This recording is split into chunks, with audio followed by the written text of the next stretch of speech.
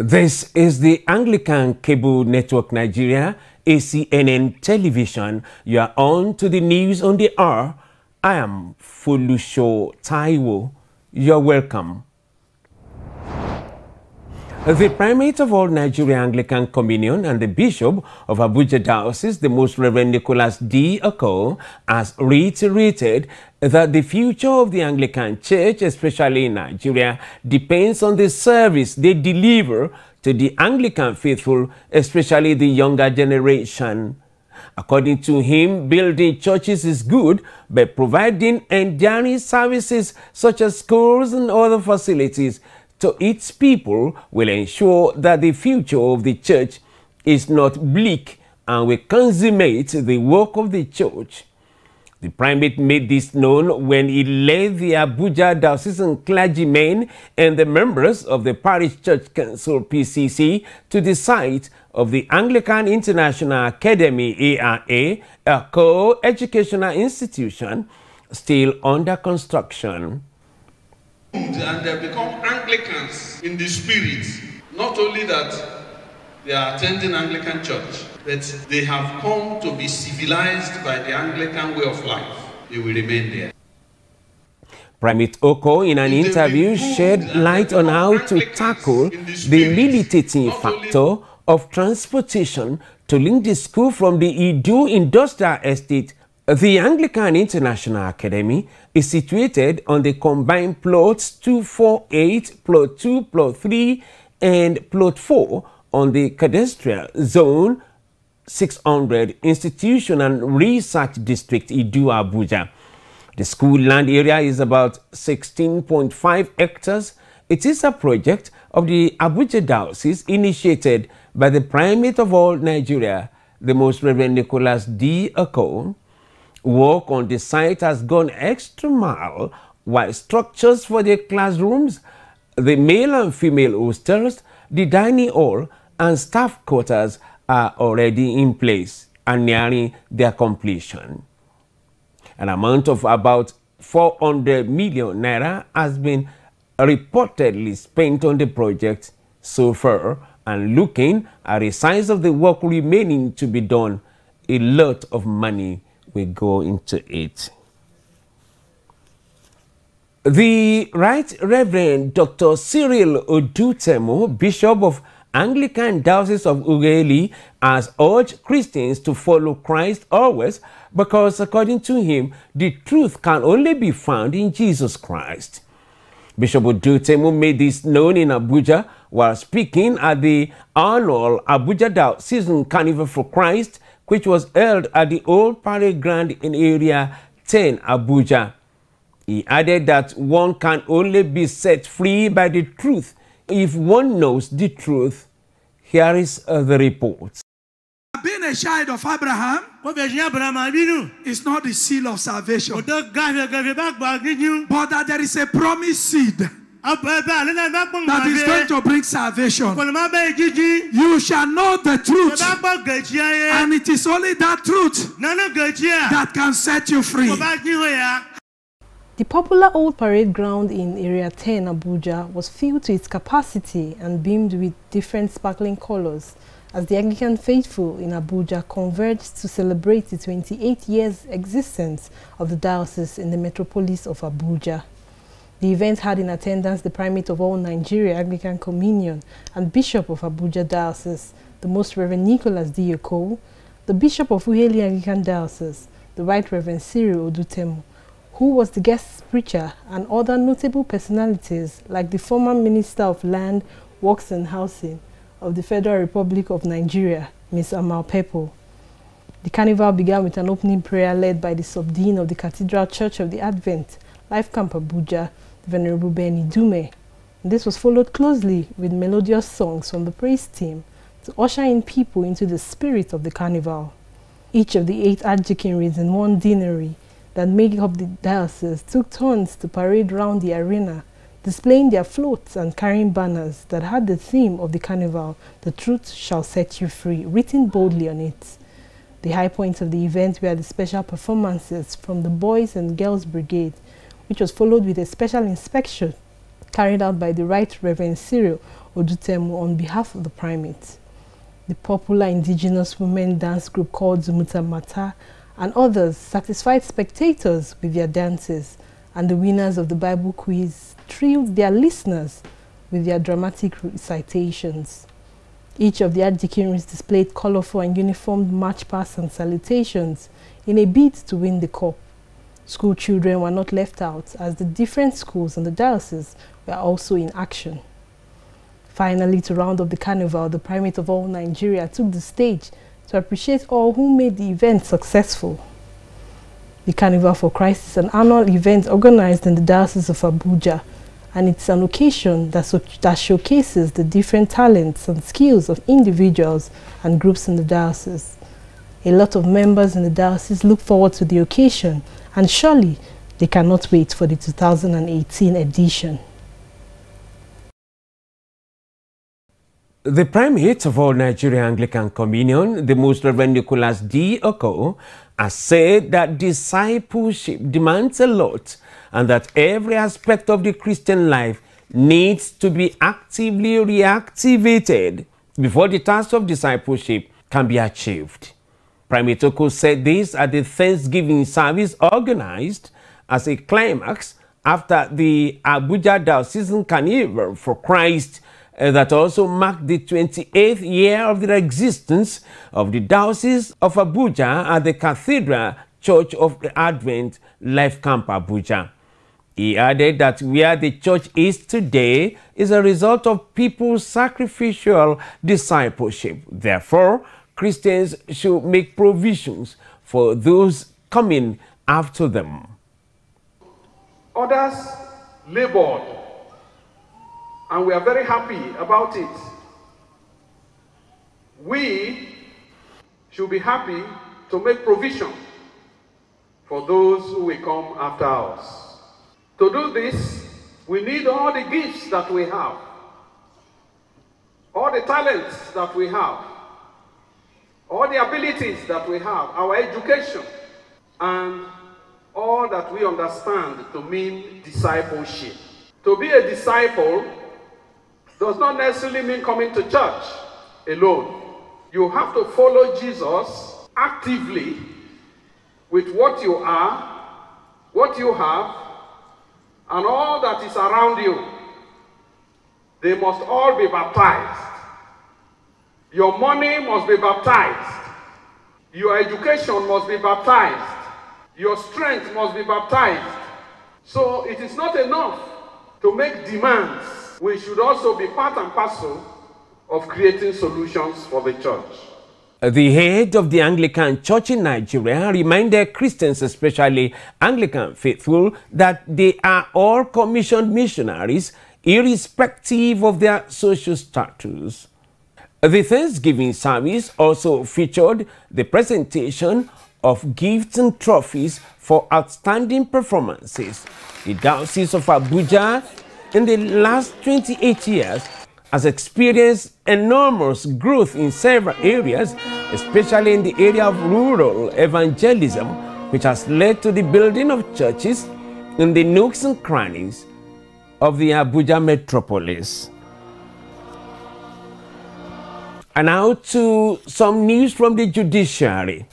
Justice Adeniyi Ademola, who was among 8 Superior Court judges that were arrested after a sting operation the Department of State Service DSS conducted in October last year, has retired from the Federal High Court bench. Meanwhile, the National Judicial Council, NJC, said that it had, at the end of its 84th meeting in Abuja, recommended Justices Adeniyi Ademola and O.O. Tokode for retirement from the Federal High Court bench. But Chief Robert Clark, SAN, a counsel to Justice Adeniyi Ademola reacting, stated that the judge retired voluntarily. Immediately, he was freed by the court of any infractions over the allegations leveled against him by the government. Chief Clark made this known in a telephone interview with newsmen. A federal high court in Abuja cleared Justice Adeniyi Ademola and his wife Olabowale of charges of corruption brought against them by the Attorney General of the Federation. Still in Judiciary, the Chief Justice of Nigeria, CJN, Justice Walter Onogen, has said Nigerians will soon appreciate reform measures he has put in place with a view to making the judiciary more efficient and vibrant. The CJN, who spoke during a valedictory session organized for retired staff of the National Judicial Council NJC in Abuja, said he was determined to sanitize and enhance the system of justice administration in the country. This was even as the retired secretary of the NJC, Mr. Danladi Halilu, while commending the CJN, however, urged him to beam his reform lens on lower courts in Nigeria so as to achieve meaningful success in the entire justice delivery sector. Speaking at the event, the CJN said this event is designed to honor retired staff of the NJC to give them hope that there is light at the end of the tunnel. I hereby commend them for creating positive perception of judiciary, he said. The Supreme Court has fixed March 2 for judgment on an appeal by former National Security Advisor, NSA, Colonel Sambo Dasuki, challenging his alleged indefinite detention. The panel of the 5 justices, led by Datijo Muhammad, gave the date after counsels for the parties in the case adopted their addresses. The ex-NSA had on June 15, 2016, at the Court of Appeal in Abuja, lost his bid to enforce his freedom after securing bails on all the charges against him.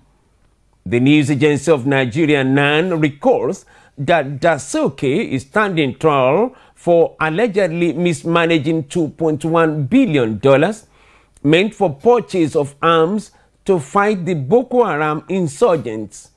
Dasuki's counsel, Mr. Joe Daudu, SAN, argued that the decision of the Court of Appeal was erroneous, adding that it was incumbent on the Supreme Court to restore the integrity of all courts.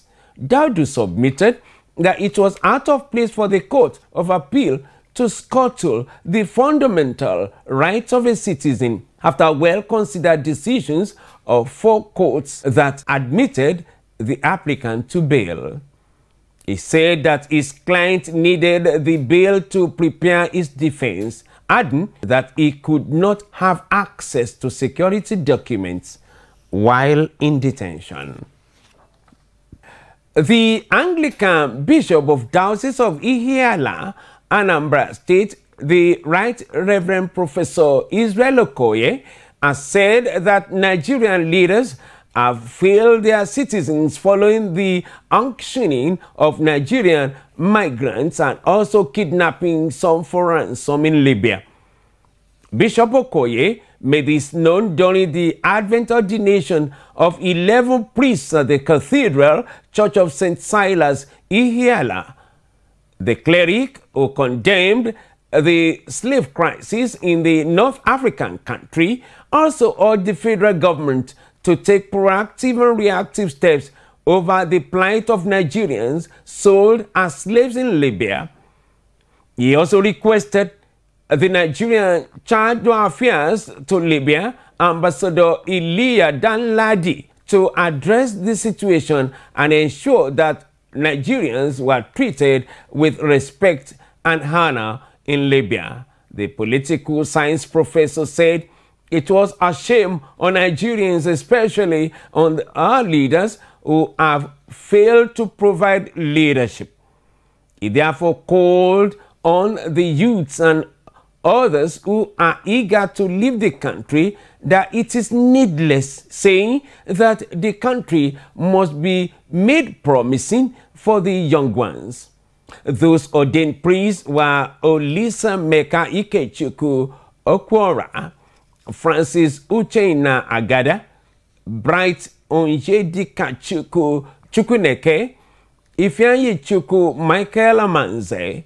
Others are Obina Chikeluba Ifeku, Moses Chukweboka Okechukwu, Shalom Nwadiobi Chinaka, Uzo Chukwu Johnson Oliza, Nnamdi Stephen Ferdinand, Christian Amuche Nwako, and Ifeanyi Peace Udembam. Some days after 401 Nigerians voluntarily returned from Libya, the International Organization for Migration and the European Union on Friday facilitated the return of 164 more migrants. The news agency of Nigeria, ACNN, reports that new returnees arrived at the cargo wing of the Murtala Muhammed International Airport, Lagos, at about 12:34 a.m. They were received on behalf of the federal government by the Director General of the National Emergency Management Agency, NEMA, Alhaji Mustafa Maria Mahaija, who was represented by the Southwest Zonal Coordinator of the agency, Alhaji Suleiman Yakubu, gave the breakdown of the returnees as 155 male adults, 5 male adults, and 4 children and infants. He thanked the IOM and the EU for their humanitarianism and enjoined the returnees to learn from the bitter lessons they learned in the course of their unpalatable sojourn. Mahaija charged them to make use of the various schemes being put in place by the federal and state government to reintegrate themselves into the society. We shall now go on a short commercial break. We shall be back. Please stay with us. Ajayi Crowther University admission for the 2017-2018 academic session has commenced. Programs on offer include undergraduate, postgraduate, part-time, HND conversion, foundation and pre-degree in faculties of law, humanities, natural sciences, social sciences, management sciences, and newly approved faculty of education. Our tuition is affordable and payable in 3 installments. Visit the university website at www.acu.edu.ng for online application, screening, and admission letter. Given our state-of-the-art facilities, well-equipped library, decent learning environment, and distinguished lecturers, apply now by logging on to www.acu.edu.ng. For details, call 0814 592 0637 or 0810-440-8768. Ajayi Crowther University, raising godly intellectuals. You are welcome back. For more on our top stories, please visit our website at ACNNTV.com or youtube.com/ACNNTV. To be up to date with our news and other programs, download the ACNN for the Android, iOS, and Windows devices from their respective stores. And now, on the foreign scene. The African Union is determined to actualize its goal to repatriate stranded migrants from Libya, saying in a statement that it aims to bring 20,000 Africans home in the next 6 weeks.